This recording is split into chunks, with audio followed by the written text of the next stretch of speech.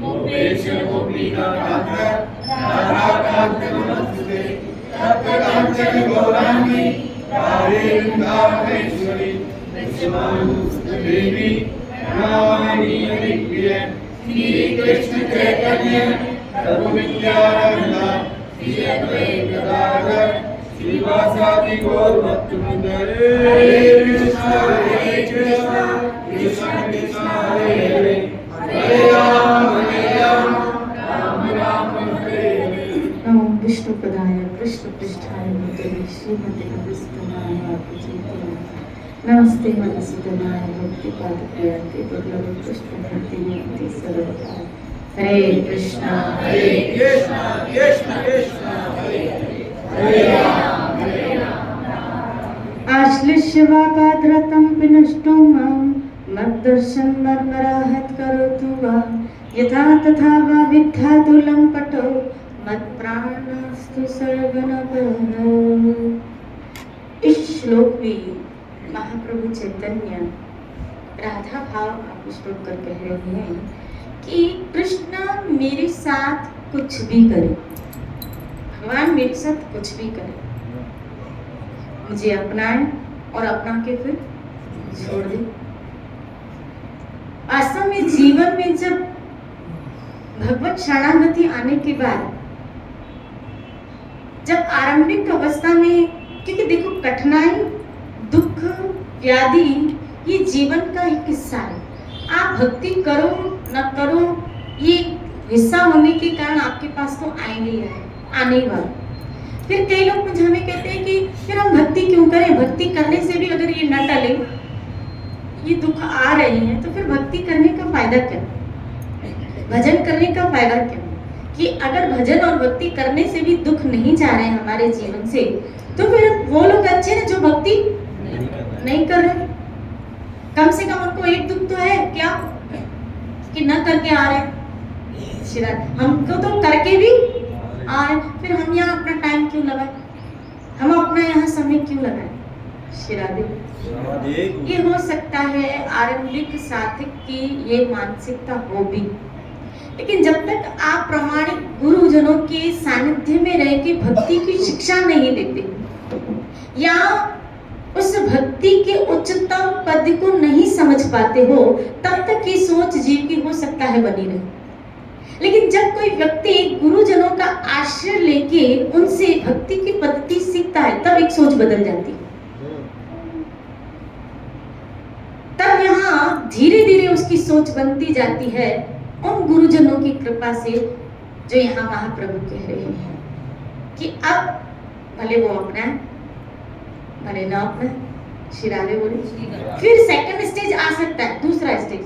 चलो गुरुजनों के बाद आए, उनकी शरण में आए, तो फिर धीरे धीरे वो जब वो प्रगति करता है तब ये भी सोचता है कि दुख मेरे प्रारब्ध कर्म का हिस्सा, इसीलिए वो भोग भी लेता है।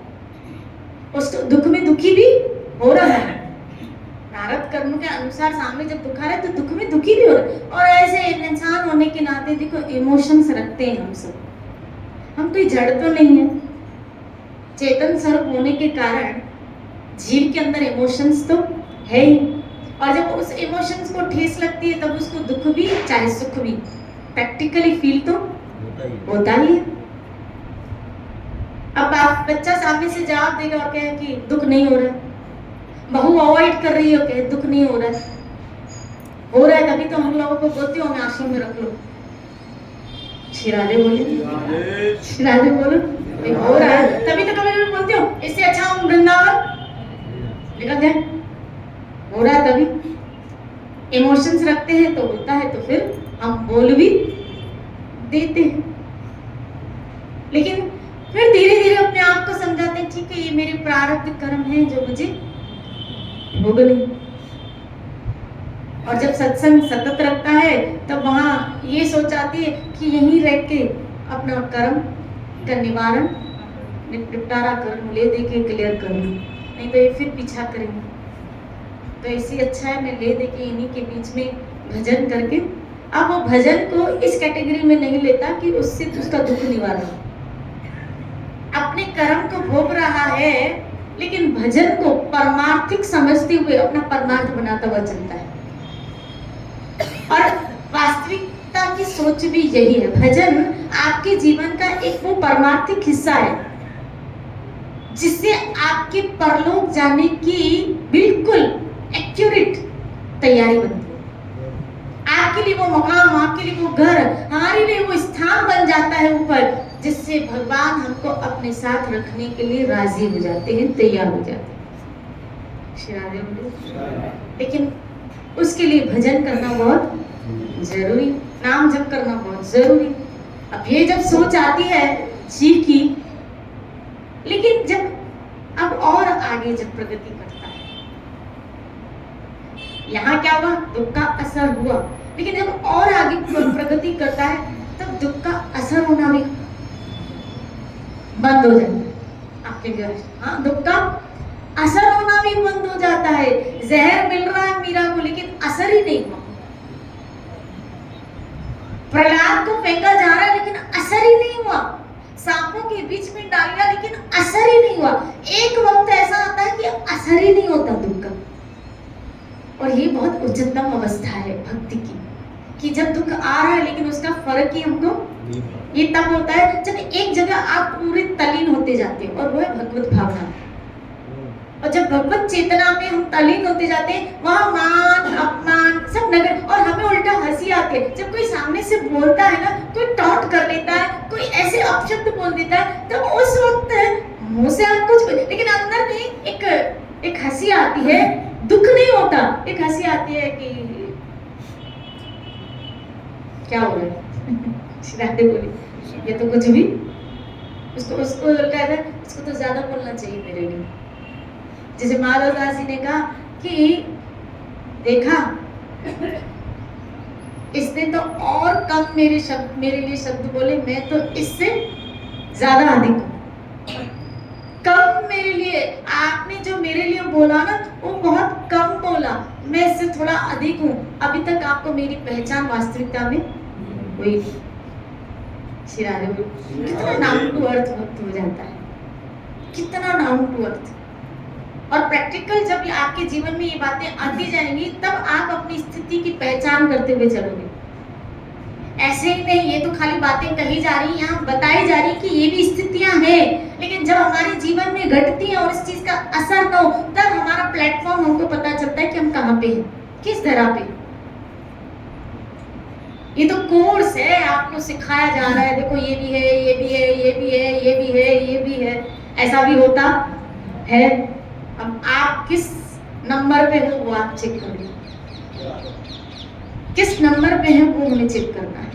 लेकिन ये भी स्थितियां हैं, अगर ना होती तो वर्णन ना आता। इसीलिए यहाँ उस स्थिति में पहुंचने के बाद का ये श्लोक है, अब वो मेरे साथ कुछ भी करे।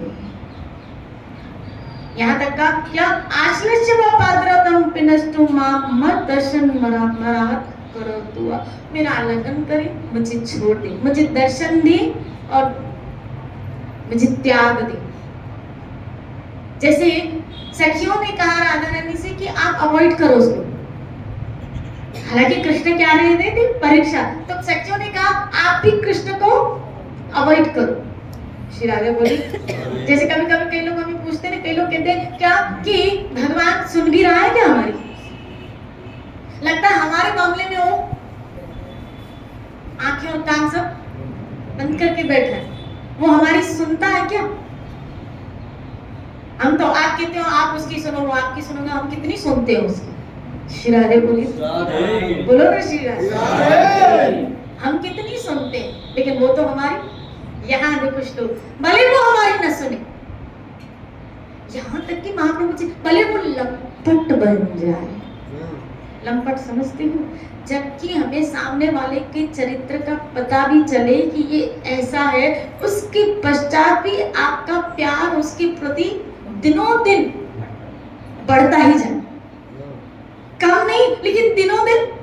जबकि पता चले सामने वाले का, जैसे एक दिन श्री कृष्ण ने दुर्वासा मुनि के पास जाने वाली गोपंगनाओं को कहा कि गोपियां कह रही कि हम वहां जमुना पार कैसे जाएं, क्योंकि वहां मुनि आए हुए हैं और हम चाह रहे हैं कि हम ये भोग उनको अर्पण करें।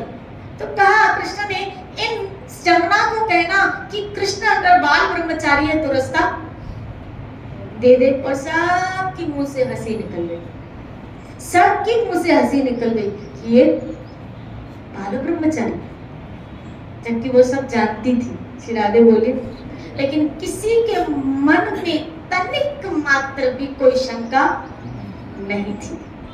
अगर होती तो ये शब्द जमुना को बोलती भी न थी। और उन्होंने ऐसा ही बोला कि कृष्ण ब्रह्मचारी है तो और जमुना ने रास्ता दे भी दिया। श्री राधे बोले, तो इनके मन में तनिक भी शंका नहीं आई।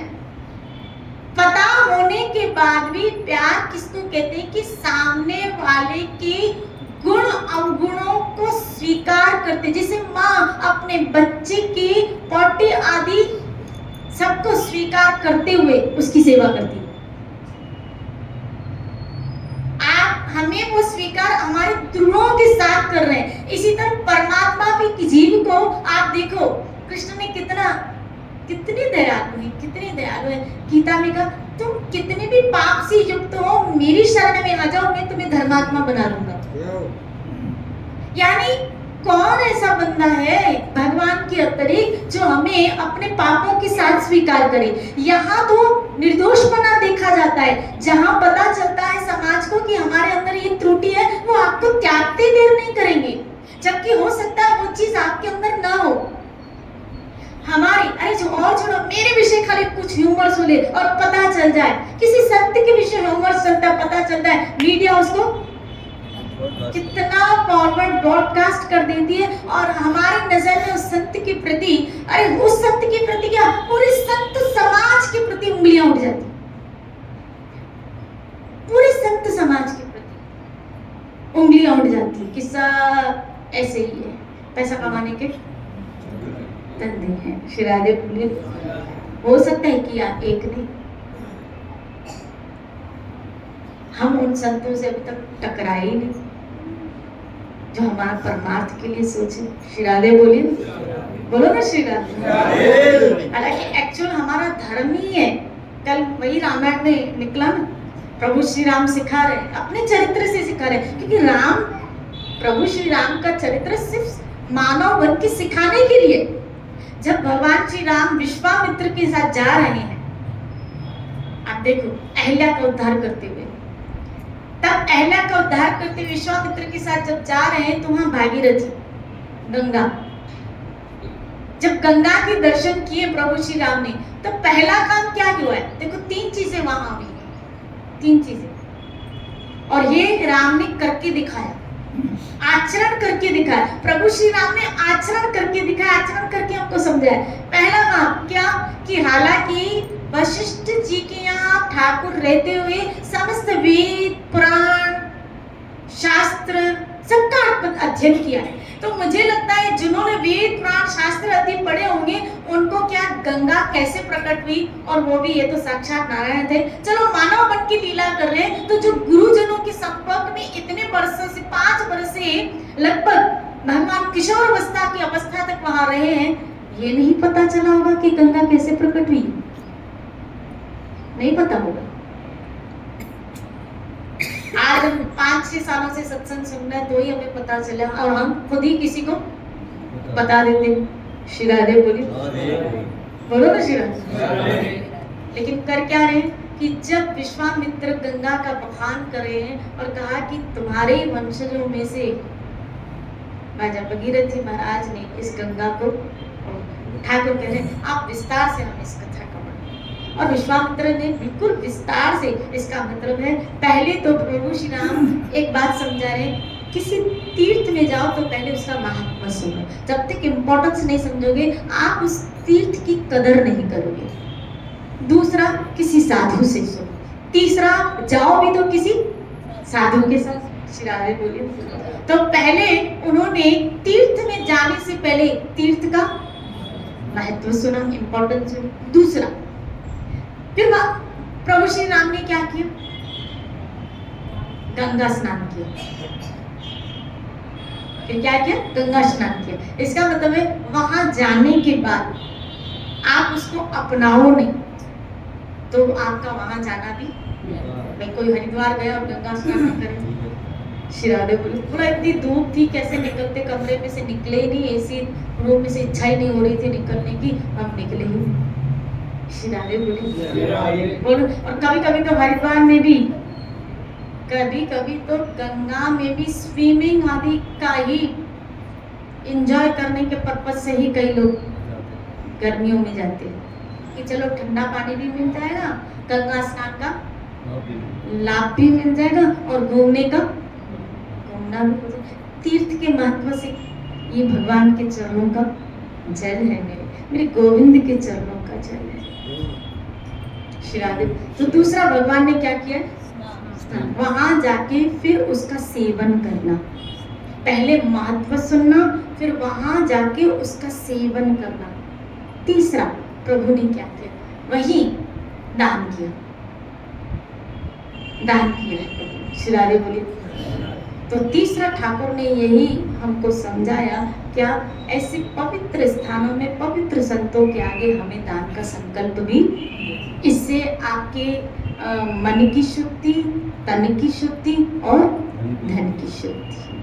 श्री राधे बोले तीनों शुद्धिकरण मन ही हो जाएगा। श्री राधे बोले तो हम तो कभी कभी सोचते कि हमें दिया ही क्या है, यहाँ तो कहा आश्लष, आप भले लंपट बन जाओ, यानी आप मेरी तरफ देखो।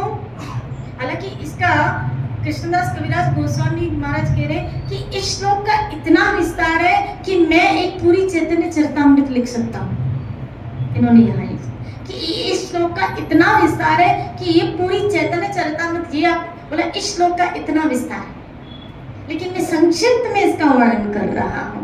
हालांकि इस श्लोक का इतना विस्तार है, ये से एक श्लोक का, यही तो श्लोक जैसे नहीं नौधा भक्ति में 9वां सूत्र आत्मनिवेदन, ऐसे 8 श्लोकों में ये 8वां श्लोक पूर्ण डेडिकेशन, पूर्ण समर्पण को प्रेजेंट कर रहा कि जब कोई जीव इस तरह शरणागत हो जाता है तो वहां रिवर्ट की उम्मीद खत्म हो जाती है।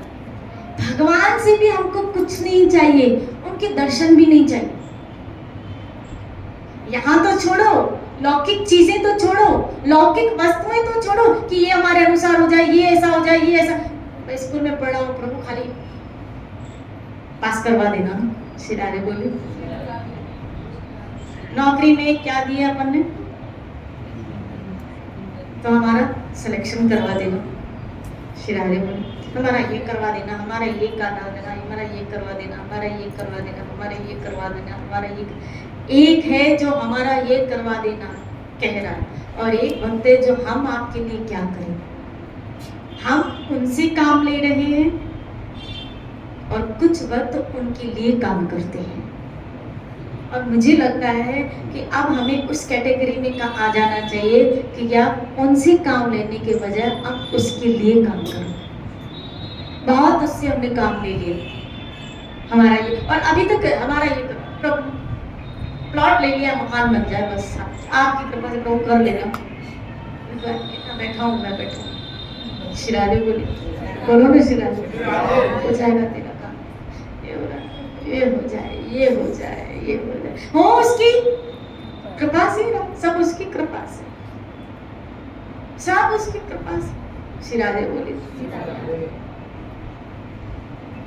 लेकिन अंदर एक सूक्ष्म अहंकार बना रहता है जिसमें हम अपने अभी तक भगवान से काम निकलवा रहे हैं। इसका मतलब है आप निर्णय कीजिए ना कि आपको, आप जो स्थिति प्रेजेंट में आ रही है प्रारब्ध के अनुसार, उसको आप एक्सेप्ट करना नहीं चाहते हो, तभी तो अपनी इच्छा भगवान के आगे रख देते हो कि हमारा लिए ये हो जाए। आप उस स्थिति को स्वीकार करना नहीं चाह रहे हैं, हम उस स्थिति को स्वीकार करना नहीं चाह रहे, इसलिए हम चाह रहे हैं जैसा हमारे अंदर चल रही है ना, भगवान दया करना, फिर भी आपकी मर्जी, भगवान दया करना, ऐसा हो जाए, फिर भी आपकी मर्जी। श्री राधे बोलिए। और जब वो अपनी मर्जी चलाता है, वो कहता है कि मैं ऐसा नहीं करूंगा जैसा तू चाहता है, भगवान ने मेरा काम ही नहीं किया। मैंने सोचा था वृंदावन जाऊंगा बिहारी जी के पास, लेकिन अब मैंने विचार कैंसिल कर दिया। क्यों कैंसिल कर दिया? क्योंकि मेरा काम अब जिसकी जहाँ श्रद्धा होती है, जिसकी बिहारी में होती है, जिसकी वल्लभ में होती है, जिसकी बरसाना में होती है, जिसकी द्वारका में होती है, किसकी कहाँ होती है, वो वहाँ, किसकी वैष्णो देव, किसकी जिसकी जहाँ होती है, वो अपनी वांछा के अंदर वहाँ मैं आऊंगा प्रभु, खाली काम हो जाए मैं आऊंगा, और काम नहीं हुआ तो बाद में आता हूँ। प्रभु थोड़ा होल्ड रखो, आऊंगा, होल्ड रखो। और जब काम बनेगा, अब नहीं बना 1 वर्ष हो गया, 2 वर्ष हो गया, शायद नहीं किया ना तभी नहीं बना, तो एक बार चला ही जाओ, और फिर इसलिए जाता है ताकि वो काम हो जाए। हमारे मन के ना ये जो पचड़े, हम भगवान से भी क्या करते हैं, सौदेबाजियां करते हैं। शिरारे बोले सौदेबाजियां करते हैं। इसीलिए शुद्ध भक्ति बहुत, जहाँ व्यक्ति के, इसीलिए यहाँ चैतन्य चरितामृत में महाप्रभु चैतन्य ने शुद्ध भक्त निष्काम, भक्त निष्काम होता है, अर्थात कोई कामना है ही नहीं ठाकुर के आगे। जब हम भगवान के दर्शन करने जाए, वहाँ पता ही ना चले कि आप क्यों खड़े हैं, कोई कहे क्या मांगती है रोज, अरे उस उल्टा इसके पास आ जाने से अंदर कुछ हाँ बिल्कुल जड़ हो जाए, बिल्कुल शून्य हो जाए, यानी कुछ अंदर हलचल ही ना हो, जो पहले चल रही थी वो बिल्कुल शांत हो जाए। यहाँ आने के बाद सारी मांगे खत्म हो जाए, कुछ नहीं चाहिए। भक्त को प्रेजेंट को स्वीकार करना आना चाहिए कि जो आ रहा है उसको मुझे स्वीकार करना है, और भक्ति मुझे इसलिए नहीं करनी है कि मुझे प्रेजेंट को चेंज करना है, जो है उसको स्वीकार करना है, लेकिन भक्ति मुझे मेरे ठाकुर को रिझाने के लिए करनी है। अरे भाई, सर्फ में जब कपड़े धोते हो, जब हम कपड़े धोते हैं पानी में डालते हैं तो हाथ तो अपने आप साफ हो ही जाएंगे, आपको अलग से धोने की, कपड़े धोते हैं ना तो हाथ तो धुल ही जाते हैं। इसी तरह भक्ति में लगते हो तो पाप निष्पाप तो हो ही जाते हो, वहाँ अलग से आपको कुछ मैटर करने की जरूरत नहीं, तो ही देती है भक्ति, अपने आप जीव को शुद्ध कर देती है, शुद्ध करे। भक्ति एक वो वर्षा है जो तपते हुए जीव को भी ठंडा कर देती है। जीव कितना ही व्याधियों से तप रहा है, भले कितना ज्ञानी हो, वैरागी हो, त्यागी हो, योगी हो, कुछ भी क्यों ना हो, लेकिन बिना भक्ति के सब उजाड़ है। जब तक जानकी नहीं आई ना मिथिला में, तब तक जनक जी अशांति ही थे। वर्षा नहीं हुई थी मिथिला में, इतने पुण्य करने के पश्चात भी, इतने पुण्य करने के पश्चात भी वर्षा नहीं हो रही थी, और जैसे ही जानकी आई, आप देखो हरा भरा हो गया। शिरारे बोलो ना शिरा। ये है कि भक्ति जब आती है ना, हमारा जीवन हरा भरा हो जाता है, बाग हो जाता है, शांत हो जाता है। आप देखो, आप अपने पूरे घर में एक हॉल में टीवी होगी, सोफा, डाइनिंग, एक इंटीरियर की हुए रूम, पूरे घर में, लेकिन आपको शांति तो वहां होगी जिस कमरे में आपका ठाकुर विराजित होगा। आप देख लेना, हो सकता है आपके रूम में इससे अच्छा इंटीरियर किया हुआ फर्नीचर हो सकता है डाइनिंग हॉल बहुत सुचारू रूप से, हो सकता है आपका गेस्ट रूम, हो सकता है आपके बच्चों का रूम, और ठाकुर का रूम हो सकता है उसे कब, लेकिन शांति तो हमको वही मिलती है उनके चरणों में बैठने से, वहीं बैठने से। जब भी आप दुखी होते हो, आप अपने कमरे में सच बताना, उतनी शांति वहां तो जाके और अशांत हो जाते हैं। लेकिन जहां आपने मंदिर बनाया होता है, वहां भले 10 मिनट भी, 5 मिनट भी जाके बैठ जाते थे सुकून। इसलिए मैं कहती हूँ अपने घर में मंदिर ऐसी जगह बनाओ जहां आप सुकून से बैठ सके, एक आनंद के साथ बैठ सके, एक आनंद के साथ बैठ सके। शिरारे बोले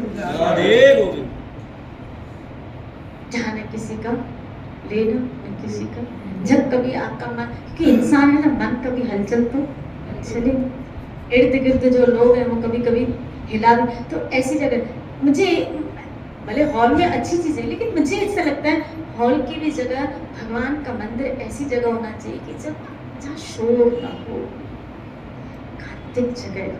आपके इसमें अगर 4 5 3 4 कमरे, तो एक कमरा अपने ठाकुर को दीजिए, मस्त, फिर आराम से उस कमरे में अपने ठाकुर के साथ आप बैठ जाओ, सुकून से। शांति तो हमको वही मिलती है, मिलता है सच्चा सुख भगवान तुम्हारे चरण। कभी मंदिर आ जाते हैं या महाप्रभु में आके बैठ जाओ, जब कोई न हो, जब कोई न हो। कभी आ जाते हो दोपहर के 12 1 बजे, कोई न हो, 4 साढ़े 4 5, कोई न हो, आवाज खाली यहाँ के बैठो और उनको खाली देखो, माला भी ना करो, चलो माला भी ना करो, खाली उनके चरणों में आके बैठो और उनको देखो। आप देखना उस वक्त आपको जो सुकून मिलेगा, जो शांति मिलेगी। ऐसे ही आपके घर में जब कोई ना हो, आप अकेले हो, आप और आपका, तब देखना उस वक्त जो आपको सुकून मिलेगा, उस वक्त मुझे शांति मिलेगी। श्री राधे बोले। 4 दिन पहले एक माता जी मेरे पास आई, बोला कि मेरी बहू जॉब में लग गई है, अब मैं पूरे घर में, मैंने कहा इससे बढ़कर सौभाग्य और क्या हो सकते हैं तेरे, मैं कहा तू और तेरा ठाकुर। श्री राधे बोले। लोग एकांत के लिए तरसते हैं और भगवान जगन्नाथ ने तुझे पहले ऐसे ही कृपा कर दी क्या, अब तू और मैं और कोई नहीं, दिख हम और तू में और कोई नहीं है घर में। श्री राधे बोले ना, बोलो ना श्री राधे। श्री राधे बोले। देखो उसके लिए आधे से तो ज्यादा काम वाली बाइयां हैं हमारे पास, सच बताओ। आज अगर सच बताना, स्त्री को ज्यादा से ज्यादा काम में तो थोड़ा किचन का ही तो है, बाकी तो बर्तन, झाड़ू पोछा, कपड़े। अभी हमारे पास काम बचा क्या है पता नहीं। खाना बनाते समय भी वो 2 कुकर में वो डाल आती है गैस पे, 2 सीटियां लगी और खाना, और वो भी बना के हॉटपॉट में रख दिया, खा लेना। करते हैं ऐसा लोग होती है, वो लोग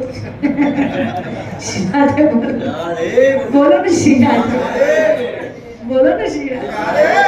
तो क्या काम का भी ज्यादा हेक्टिक नहीं है। पहले के जमाने की तरह अगर होता ना तो आज अभी इतना 2 4 5 2 4 तो नौकर लगे हुए ही हर एक के घर। कोई ऐसा नहीं है जिनके यहाँ काम वाली बाई ना हो, में से कोई ऐसा नहीं।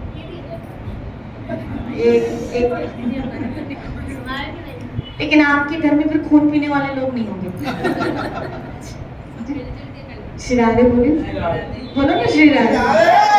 अब जहाँ ऐसे हैं आप देखो कि नाश्ते के लिए अलग, वो 4 लोग हैं तो चारों की फरमाइशें अलग होती है, तो उनको रखना ही पड़ता है। श्री राधे बोली। बाहर 5 उंगलियां एक बराबर नहीं है, लेकिन ऑलमोस्ट तो है ही है। मैं ओवरऑल ऑलमोस्ट तो है ही है, तो क्या काम का है एक्चुअली। हम बहुत ज्यादा टाइम है अपने पास, और हम चाहे तो अपने ज्यादा से ज्यादा टाइम हम अपने ठाकुर के साथ बिता सकते हैं, अपने गोविंद के साथ बिता सकते हैं। मौज में रहो, गोविंद के साथ बिताते हैं। हाँ, तुम्हारे ऐसे हुए आते ठाकुर जी को प्रसाद पवाते, ऐसे भी है। श्री राधे बोले। कल मिलते हैं फिर हरि चर्चा के साथ। खूब भजन करो। जय जय श्री राधे।